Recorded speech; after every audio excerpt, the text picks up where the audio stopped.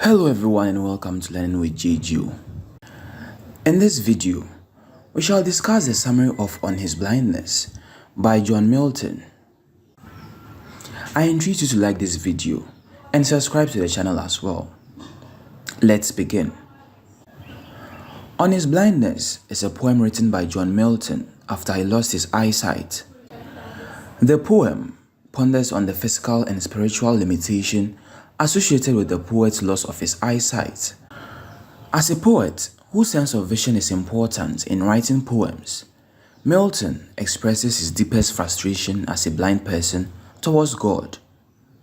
He feels that the new reality that he has had to face, that is, being blind, will make him incapable of putting his talents into greater use. A Puritan like Milton believes he can best serve God through his works, that is, by putting his talents into good use. In the second half of the poem, however, Milton comes to the agreement that God does not need the work of man necessarily before he can be served. The idea of faith rather than works comes to bear in the concluding lines of the poem. Let's now take a look at the lines of the poem and try to understand them.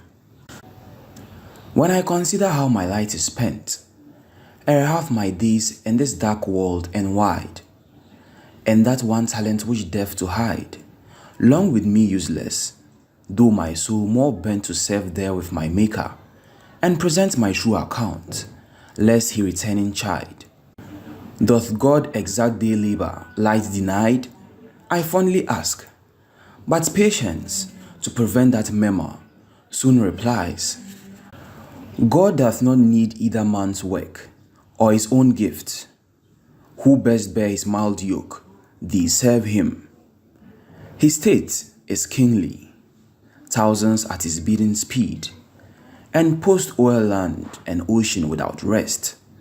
They also serve who only stand and wait.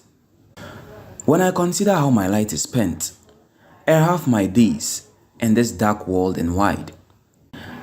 In the first two lines, the poet says that when he remembers those days in his life, when he still had good eyesight, those days when he still could see, those days when he wasn't blind, ere half my days in this dark world and wide, before reaching middle age, in a big and dark world, and that one talent which is deaf to hide, lodged with me useless, though my soul more bent to serve there with my Maker, and present my true account, lest he returning chide.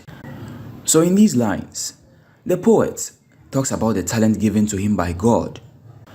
The poet thinks about the talent of writing poems bestowed upon him by God as something that is impossible to hide, yet this talent of his is rendered useless because of his blindness. Though my soul more bent to serve there with my Maker, the poet's truest intention is using his talents in serving God the Almighty.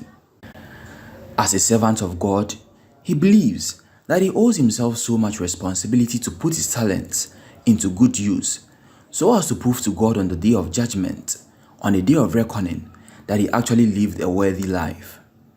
He wishes to do this so that he does not incur the wrath of God, so that God does not punish him for wasting his talents on earth.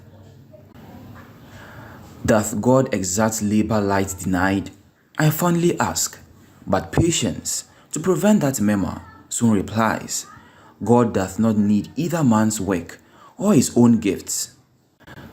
Doth God exact day labor light denied? Does God want me to work during daytime after denying me my sense of vision? In other words, the poet foolishly asks whether God wants him to write and translate his poems, a work that requires sight, after taking away his sense of vision. Is that what God wants? This is the question of the poet. But to prevent the poet from having these weird thoughts about his creator and his purpose, patience replies to his question quickly. It says, God does not need the works of man or the offerings and gifts from man before he can be duly served. Who best bear his mild yoke, they serve him best. His state is kingly, thousands at his bidding speed, and post o'er land and ocean without rest. They also serve who only stand and wait. Now, patience continues. It says that whoever obeys the will of God serves him best. That is to say, the poet does not need to work or use his talents to the best of his abilities to be necessarily considered as a true servant of God. Obeying God's commandments are enough. His state is kingly. God is like a king, with thousands at his bidding speed. So just like a king, God has thousands of servants who does his bidding, who will move around the world with speed, either by land or by sea, without rest just to serve him. They also serve who only stand and wait. The patient people who just wait for God's orders also serve him best. We can see how frustrated the poet was in the first 8 lines of the poem for being denied his sense of vision and still expected to put his talents into good use. The last 6 lines of the poem, however, debunks the assertions of the poet about God and what he asks from men. An inner sense of patience makes him realize this. Thanks for watching this video. Don't forget to subscribe to the channel, like, comment, and share.